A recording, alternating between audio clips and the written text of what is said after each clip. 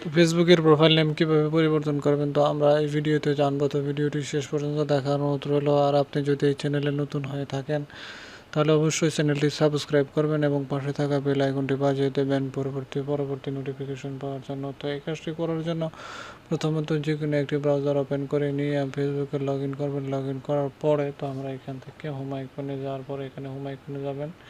এরপর এখান থেকে মেন আইকনে ক্লিক করবেন। এখান থেকে সেটিং অ্যান্ড প্রাইভেসি এবং সেটিংয়ে ক্লিক করবেন। এরপর এখানে ক্লিক করবেন। এখান থেকে নেমে ক্লিক করবেন। এখানে ফার্স্ট নেম দেবেন, এখানে মিডল নেম, এখানে লাস্ট নেম।